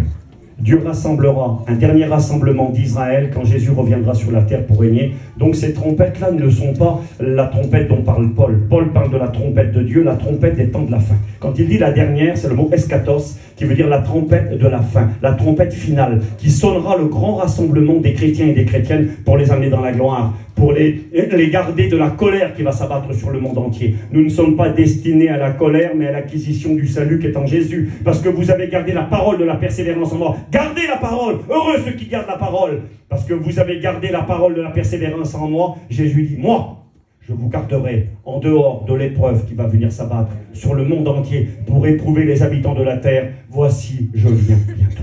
Alors il va nous garder. J'ai noté ceci: 3 trompettes de malheur et de calamité. La 5e trompette, je ne m'y attarderai pas longuement. Ce sont des démons qui vont tourmenter les hommes pendant 5 mois. Il est écrit comme ça que ces démons, comparés à des sauterelles, c'est-à-dire comme une armée en grand nombre, qui ont le pouvoir de tourmenter les hommes, elles avaient sur elles comme roi l'ange de l'abîme, nommé en hébreu Abaddon et en grec Apollyon, qui signifie le destructeur, la désolation. Un démon qui vit dans l'abîme. L'abîme, c'est l'endroit où les démons ne veulent pas aller. C'est là où sont renfermés les démons les plus méchants. Il y a des degrés de méchanceté chez les démons. Jésus a dit que quand un démon est chassé d'une maison, eh bien, il revient. Et que la maison, elle est propre, elle est ornée. Mais il revient avec 7 démons plus méchants. Donc il y a des degrés dans la méchanceté, dans la souillure, dans la saleté des démons. Et les pires des démons, ils sont dans l'abîme. Rappelez-vous de cet homme de Gadara qui était possédé d'une légion. Les démons ont dit: ne nous envoie pas dans l'abîme. Et là, il est question de cet abîme où sont ces démons. Ils ont un roi qui les domine. C'est même pas le diable, il s'appelle Abaddon, Apollyon. Et il est dit de ce démon et ses hordes qui viendront tourmenter les hommes. C'est pourquoi il est écrit malheur pendant 5 mois. Pendant 5 mois sur la terre, il est écrit que des hommes voudront mourir. Ils désireront la mort. Mais la mort ne les touchera pas. Ils seront tourmentés à un niveau jamais égalé, dans l'angoisse, la dépression et la désolation. Malheur. Ça, c'est l'option. Écoutez-moi, j'ai bientôt fini. J'ai essayé de vous brosser un survol des grands heureux de l'Apocalypse. Heureux, heureux, heureux, heureux. Et là, nous avons malheur, angoisse, dépression, combat spirituel, des démons qui vont attaquer les hommes comme jamais ils ne l'ont fait, et les tourmenter à un haut niveau. Je n'ai pas le temps de m'y attarder. 6e trompette de malheur. C'est marqué comme ça dans Apocalypse au chapitre 9, verset 12. Le premier malheur est passé, voici, il vient encore un 2e malheur après cela. Le 2e malheur, mes amis, je n'ai pas le temps de le lire, c'est une guerre mondiale. Vous savez, je vous ai dit qu'Armageddon, ce n'est pas une guerre mondiale des nations entre elles. C'est une guerre mondiale contre Jésus, contre Dieu, en essayant de détruire le peuple d'Israël qui aura lieu à la fin des temps, à la fin du temps de jugement qui vient sur le monde. Ce n'est pas pour demain. Ce qui se passe aujourd'hui, c'est pas Armageddon, c'est pas Gog et Magog, ce qui se passe en Israël. C'est pas le temps. Mais ça révèle que c'est possible. Et ça révèle surtout que les nations qui sont mentionnées dans la Bible comme devant jouer un rôle dans cette guerre finale sont ces nations dont on parle aujourd'hui à la télévision. C'est très important, mais donc je m'y attarde pas. Dans l'Apocalypse, nous est enseigné que 2 grandes guerres mondiales frapperont les hommes après l'enlèvement de l'Église. Ce n'est pas Armageddon. Nous avons une guerre dans l'Apocalypse au chapitre 6. Le 2e sceau est ouvert. Un sceau, c'est un morceau de cire que l'on casse et avec lequel on scellait les documents officiels. Et quand le 2e sceau est ouvert, il est écrit, Paul va dire, « Je vis un cavalier monté sur un cheval rouge. » Il avait une grande épée qu'il portait donc à la main, et il avait le pouvoir d'enlever la paix de la terre pour que les hommes s'égorgent les uns les autres. Guerre mondiale. Et dans les 4 premiers cavaliers, les 4 premiers sceaux, il est écrit, Apocalypse 6, verset 8, que 1/4 de l'humanité va mourir. 2 milliards de morts. Par la guerre, par les épidémies et par les famines. En même temps, c'est pas chronologique, c'est ensemble qu'ils vont s'abattre sur l'humanité dès que l'Église part au ciel. Quand l'Église part au ciel, la Bible nous parle d'une grande guerre mondiale. Et ensuite, là, nous sommes dans le 2e malheur. Il est question d'une autre guerre qui aura lieu quelque temps plus tard. Une autre guerre. Où 200 millions de soldats se lèveront. Une grande armée avec 200 millions de soldats. Est-ce que ça existe? Oui, ça existe. Je pourrais vous donner des détails. La Chine peut lever une armée de 200 millions de soldats et d'autres puissances que je ne veux pas citer ce soir peuvent lever aujourd'hui une armée de 200 millions de soldats. Et il est écrit qu'un événement prendra place dans la région de l'Euphrate. L'Euphrate, c'est un cours d'eau. Et dans cette région, ça prend sa source là-bas en Arménie, en Turquie, ça traverse l'Irak, ça traverse la Syrie, ça traverse l'Iran. Eh bien, dans cette région du monde, un événement va se produire. La Bible déclare qu'il y a des démons qui sont gardés là pour le jour, l'année, le mois et l'heure. Ils attendent le moment où ils auront l'autorisation. Ça, c'est important. Quand tu as compris l'Apocalypse, tu as compris que celui qui commande dans ce livre, c'est Jésus. Excusez-moi, ce n'est pas Poutine, ce n'est pas les grands de ce monde, ce n'est pas Biden, ce n'est pas tous ces hommes-là qui commandent. Le grand patron, c'est lui. Et ne prendront place dans leur phase finale, ces événements, que quand lui, on donnera le feu vert. C'est lui qui a le pouvoir de casser les sceaux et d'ouvrir le livre. C'est lui le grand patron. Quelle sécurité pour nous. Nos vies sont dans ses mains. Et quand le 2e malheur s'abat sur la terre, c'est une guerre nucléaire qui s'abat sur le monde entier. Et je voulais quand même vous dire ça. Je ne voulais pas trop m'attarder et je ne voulais pas parler de l'actualité pour bien des raisons. J'ai écouté ça et j'ai lu ça hier ou avant-hier. Alors je m'excuse, je n'ai pas eu le temps de tout réécrire.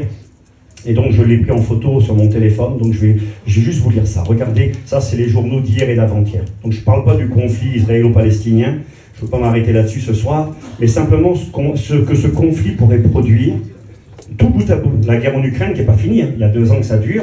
On a écouté parler au départ de guerre nucléaire, du fameux missile Satan 2, capable de détruire la France entière, frapper la France en 300 secondes, c'est-à-dire en quelques minutes. On en a écouté parler, regardez. J'ai noté ça tout à l'heure. L'an dernier survenait en Ukraine l'invasion continentale la plus importante. C'est un journal qui dit ça. La plus importante en Europe depuis la Seconde Guerre mondiale. Pas oublier, ce qui se passe en Ukraine avec la Russie, c'est du jamais vu depuis 1945. Du jamais vu. L'an dernier survenait en Ukraine l'invasion continentale la plus importante en Europe depuis la Seconde Guerre mondiale. Depuis le début du mois d'octobre, Israël et les territoires palestiniens s'embrassent. Et ce conflit menace de devenir le plus grave au Moyen-Orient depuis la guerre de Kippour il y a 50 ans. Et en arrière-plan, toujours plane la menace d'une invasion de Taïwan par la Chine. Dans ce contexte, les observateurs de divers horizons, dont l'historien britannique de droite Niall Ferguson, le financier américain George Soros et l'historien et philosophe israélien Yuval Noah Harari, ont posé une question aussi grave qu'élémentaire: se dirige-t-on vers une 3e guerre mondiale? C'était il y a 2 jours en arrière. Quand ils mettent tout ça ensemble, ils disent: mais où est-ce que ça va nous amener tout ça? Nous dirigeons-nous vers une guerre mondiale? Il y a 2 jours en arrière, le 23 octobre, la Chine envoie 6 navires de guerre au Moyen-Orient. La Chine envoie 6 navires de guerre au Moyen-Orient, alors que les tensions dans la région augmentent en raison des craintes que la guerre entre Israël et le Hamas ne se transforme en guerre totale. Ils ont peur de guerre mondiale et totale. 6 navires de guerre chinois ont été envoyés au Moyen-Orient alors que les tensions montent, etc. Je viens de le dire. La 14e force, selon le rapport, la 14e force opérationnelle d'escorte navale chinoise a été impliquée dans des opérations de routine dans la région et ont passé plusieurs jours, etc. Donc on écoute ça, juste à côté. Les Chinois envoient ces navires après que les États-Unis ont envoyé un arsenal d'armes puissantes au Moyen-Orient en raison de la guerre menée par Israël. L'armée américaine augmente sa puissance de feu dans la région, essayant d'empêcher l'Iran et d'autres groupes terroristes soutenus par l'Iran d'intervenir dans le conflit. Par ailleurs, l'armée américaine, hier, 27 octobre, on est le combien aujourd'hui? 28, hier. Par ailleurs, l'armée américaine hier a frappé 2 installations utilisées par les gardiens de la révolution iranienne des groupes affiliés en Syrie, a annoncé le secrétaire américain à la défense Lloyd Austin, qualifiant ces frappes de légitime défense. Les Américains ont commencé hier là, à acheter des missiles contre la Syrie, c'était hier ça. Ces frappes de légitime défense. Ces attaques n'ont pas été coordonnées avec Israël selon un responsable militaire américain. Je lisais ça tout à l'heure. Craig Johnson pose la question suivante. Si l'Iran s'implique directement dans le conflit, les États-Unis et leurs alliés seront-ils amenés à entrer directement en guerre? Cela pourrait-il provoquer la 3e guerre mondiale? Donc il continue à parler de ça. Regardez, je lis ça rapidement. Je crois que c'est ça que j'ai marqué. La tension monte entre l'État hébreu et la Russie. Depuis le 7 octobre, la Russie, qui avait jusqu'à là maintenu une position diplomatique qui lui permettait de parler avec tous, a pris des distances avec Israël, là, hier ou avant-hier. Jusqu'ici, l'État hébreu montrait un positionnement prudent avec les déclarations avec Moscou, la Russie. La visite de représentants du Hamas dans la capitale russe ce jeudi a changé la donne et suscité la colère officielle d'Israël. Ce vendredi 27 octobre, la Russie lui répond. La Russie s'approche. Les Chinois arrivent. Ils mettent des navires de guerre. Les Américains ont mis des navires de guerre. Aujourd'hui, le monde a peur. J'écoutais des journalistes avant-hier qui disaient on vit l'époque la plus sombre depuis la 2e guerre mondiale. Et nous, généralement, le chiton, il se rend compte de rien. Nous, demain matin, il faut qu'on va chiner. On est dimanche, on ne chine pas le dimanche normalement. Et lundi matin, il faut qu'on va chiner. Il faut qu'on va travailler, on va faire nos marchés, on va aller vendre des légumes, on va aller nettoyer, les femmes ont leur petit ménage, les enfants à l'école. Et puis, c'est tellement loin de nous. On se rend juste un petit peu compte quand on va au magasin qu'il faut payer un petit peu plus cher les commissions, que le gasoil est un peu plus cher, mais c'est à peu près tout. Et on ne se rend pas compte qu'autour de nous, le monde panique et parle de guerre mondiale. Alors, moi je ne sais pas à quoi ça va aboutir, tout ce qui se prépare. Mais ce que je sais, c'est que ces pays dont il est question, la Bible nous en parle quand ils vont jouer un rôle majeur dans des grandes guerres mondiales à la fin des temps. Aujourd'hui, on en écoute parler tous les jours, et le monde là se prépare à une éventuelle 3e guerre mondiale. J'aimerais vous dire que si cette guerre devait arriver, j'espère que non, mais si elle devait arriver et qu'elle est celle dont parle la Bible, ben moi j'ai pas peur, je ne tremble pas. Ça veut simplement me dire à moi Steve que je vais partir au ciel. Voilà, c'est tout. Malheur à la terre parce que combat spirituel, angoisse, dépression, malheur à la terre parce que guerre nucléaire. Cette 2e guerre mondiale fera que 1/3 des hommes mourront. C'est marqué noir sur blanc, Apocalypse 9, verset 13. Nous avons déjà une première guerre, 1/4 de l'humanité qui disparaît, 2 milliards de morts. Il restera 6 milliards d'êtres humains, on est 8 milliards sur la Terre. Cette 2e guerre mondiale, juste les 2 fléaux là, 1/3 de l'humanité qui a survécu qui meurt. Avec ces 2 fléaux, ça fait 4 milliards de morts. C'est des chiffres qui sont faramineux. Je comprends pourquoi il est écrit malheur, malheur, malheur. Il est écrit dans la Bible qu'on ne prendra plus le temps d'enterrer les cadavres parce qu'ils les laisseront pourrir comme du fumier sur le sol, tellement que la mort sera devenue monnaie commune pour ceux qui resteront. Je suis bien content de partir. Ouais, mets ton nom si tu veux ce soir. La 7e trompette, ce sont les coupes de la colère de Dieu qui s'abattent sur la terre. Je n'ai pas le temps d'en parler. Regardez les malheurs. Apocalypse 9, verset 12. Apocalypse 11, 14. Le second malheur est passé. Ce sera terrible. Voici le 3e malheur vient bientôt. La 7e trompette est un malheur. J'ai fini, mes amis, je vous promets. Écoutez-moi 2 secondes. Apocalypse 12, 12. Là, il y a les 2 perspectives possibles. Réjouissez-vous, cieux, et vous qui habitez les cieux. Qui c'est qui va habiter le ciel bientôt? Je lève ma main. Heureux. Oui, je comprends, ouais. Réjouissez-vous, cieux, et vous qui habitez les cieux.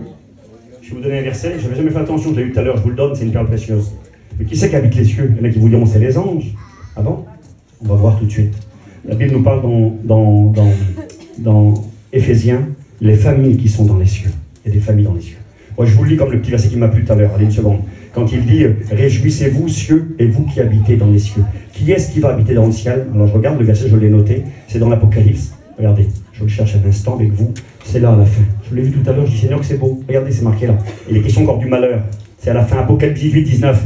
Malheur, malheur à la grande ville, à ceux qui resteront, à ceux qui auront méprisé, aux chrétiens d'étiquette d'apparence. Mais c'est marqué, ciel, réjouis-toi. Ah bon? Mais qui sont les gens du ciel? C'est marqué, vous, les saints, les apôtres et les prophètes, réjouissez-vous aussi. Donc ceux qui habitent le ciel, c'est marqué, ce sont les saints, les apôtres et les prophètes. Mais c'est qui ces gens-là? C'est l'Église. C'est dans l'Église qu'il y a les apôtres, c'est dans l'Église qu'il y a les prophètes, c'est dans l'Église qu'il y a les ministères. Qui sont les saints? On dit parfois, je ne suis pas un saint, mais si, saint veut dire être mis à part.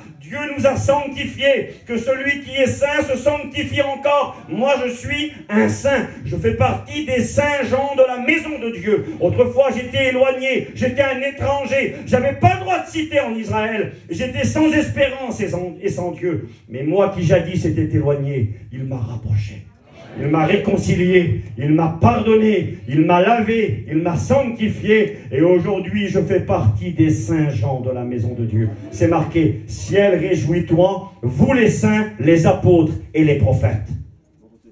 Malheur à la terre et à la mer, parce que Satan est descendu vers vous, animé d'une grande colère. Mais réjouissez-vous, cieux, et vous qui habitez les cieux. J'ai marqué, le monde aura affaire à la colère du diable, puis à celle de Dieu et de l'agneau. Bon courage. Pour les chrétiens, heureux, heureux, heureux. Nous serons enlevés, nous serons consolés. Donc je dois arrêter, je vais être raisonnable un minimum. Je voulais vous présenter ces deux alternatives. Dans le livre de l'Apocalypse, c'est de cela qu'il s'agit. Il s'agit de consoler, il s'agit d'encourager, il s'agit de faire comprendre à ceux et celles qui aiment le Seigneur. Ça vaut le coup de combattre, ça vaut le coup de garder, ça vaut le coup de continuer. Il y a une perspective de gloire et d'avenir que personne ne pourra vous donner. Le temps qui est le nôtre plus que jamais. Dans ce temps d'angoisse, de désespoir, où les gens voient tout sombre et ils ont raison de voir sombre, où il n'y a plus d'avenir, où il n'y a plus d'échappatoire, où il n'y a plus de solution. J'ai écouté l'année dernière ou l'année précédente, face justement au problème en Ukraine. L'année dernière, c'était qu'un commerce qui gagne beaucoup d'argent aujourd'hui, c'est la construction des bunkers. En France et à l'étranger. Les gens construisent à tour de bras des bunkers. Ils se préparent à pouvoir se mettre à l'abri pendant 1 an, 2 ans, 3 ans. Ils mettent de la nourriture, des couvertures, de l'eau, de quoi survivre, avec des murs épais en béton, parce qu'ils s'attendent à une grande catastrophe qui va s'abattre sur eux. Eh bien, ne perdez pas votre argent, ne gaspillez pas votre argent dans les bunkers. Il y a un grand bunker dans le ciel. C'est Jésus qui l'a construit. Aucun missile, aucune cataclysme, aucune misère ne pourra le toucher, ce bunker-là. En plus, il est gratuit. Dieu nous a tant aimés qu'il a payé le prix. Il y a cette perspective de gloire. Alors j'ai terminé. Je mets devant toi la vie et la mort. C'est ça l'Apocalypse. Je mets devant toi la bénédiction et la malédiction. Je mets devant toi le heureux, heureux, heureux, heureux. Mets ton nom si tu le veux. Je mets devant toi le malheur, malheur, malheur. Le Seigneur te dit, choisis la vie afin que tu vives. On baisse nos têtes. On n'est pas venu passer un bon moment. On n'est pas venu pour écouter quelqu'un parler. On est venu pour que Dieu nous parle. Et avec beaucoup de sérieux. Parce que ça nous place devant nos responsabilités, prendre des décisions. On baisse tous nos têtes, s'il vous plaît. Je vous demande 2 minutes, on prie le Seigneur. On finira la réunion. L'appel, je le fais dans ton cœur. Je pourrais faire un appel, chanter un cantique, il est un petit peu tard, lever des mains, ça serait bien. Mais on n'en a pas forcément besoin. Tu as compris la parole de Dieu, toi qui es là ce soir. Tu as compris qu'il y a ces 2 avenirs possibles pour toi. Et du choix que tu feras ce soir, dépendra pour toi le bonheur éternel, la paix, la gloire, le heureux, ou la déception, la désolation, le tourment, la peine. Qui veux-tu rencontrer, le Christ ou l'Antéchrist? Qui veux-tu? Où veux-tu aller? Au ciel ou rester ici-bas, où il y aura de la colère et du malheur et du malheur? Ça arrive à grande vitesse. Les événements que nous vivons actuellement peuvent, je ne dis pas que c'est le cas, mais peuvent être ceux dont parle la Bible devant arriver après l'enlèvement de l'Église. Et si tel est le cas, nous pouvons partir ce soir. Ce soir, il faut être prêt pour l'échéance. Et cette réunion t'a été donnée pour que tu sois prêt. Cette réunion t'a été donnée, chrétien, chrétienne, pour que tu renouvelles tes engagements et que tu gardes. Tiens bon, ma soeur. Je viens comme un voleur, heureux celui qui garde ses vêtements. Garde tes vêtements, ma soeur. Garde, mon frère. Garde ce que tu as reçu. Satan va essayer de te le prendre. C'est pas facile. Tu as besoin de la grâce de Dieu. Il est là ce soir.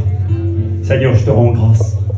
Nous prions, Seigneur, ensemble. Seigneur, garde-nous. Nous savons que le rendez-vous approche à grande vitesse. Encore un peu de temps, celui qui doit venir arrive. Et nous ne voulons pas être de ceux qui se retirent pour se perdre, mais de ceux qui gardent la foi pour sauver leur âme. Aide-nous, Seigneur, à combattre le bon combat, celui de la foi, à persévérer, à garder la parole de la persévérance en toi. Nous ne voulons pas lâcher prise. Nous voulons le heureux que tu nous as préparé. C'est ce que tu as préparé pour nous. Et je te prie pour nos amis qui sont là ce soir. Pour celui et celle, Seigneur, qui est venu dans ce lieu perdu, qui qui est venu dans ce lieu sans espérance, sans but. Ta parole lui a été annoncée pour lui faire comprendre qu'il y a de l'espoir en toi, qu'il faut et qu'il est temps de te dire oui ce soir. Bénis le rétrograde, qu'il revienne à la maison du Père pendant qu'il est encore temps. Que ce message ne soit pas inutile, mais profitable pour chacun d'entre nous. Je te demande de convaincre les cœurs, de bénir les vies, dans le nom de Jésus-Christ. Je pense qu'on peut pendant 3 minutes prier le Seigneur. Un frère va nous chanter un cantique, il y a des bons chanteurs, béni soit Dieu. Vous nous chantez un cantique et le temps de ce chant, j'aimerais que tu réfléchisses à la parole de Dieu. J'aimerais que celui qui n'était pas chrétien, qui a écouté la parole, et qui ce soir est placé devant un choix, dise oui Seigneur, merci, tu m'aimes. Tu es gentil pour moi. Tu m'as informé, tu m'as rappelé, tu m'as averti. Je veux faire partie des vainqueurs. Je vous l'ai dit à la fin d'un match, soit on lève les bras et on est heureux, soit on baisse la tête et on pleure. Que veux-tu pour toi? Baisser la tête et pleurer, ou lever ta tête et te réjouir? Tu peux le faire ce soir. Il vient te chercher. Bientôt nous allons le rencontrer. Sa venue est aussi certaine que celle de l'aurore. Elle est imminente. Ce soir il t'invite à t'approcher, à te donner à lui, à revenir, à t'attacher à lui. On écoute les frères nous chanter un cantique, on prie le Seigneur durant ce chant. S'il vous plaît, tous ensemble. Toutes les têtes sont baissées. Il n'y a rien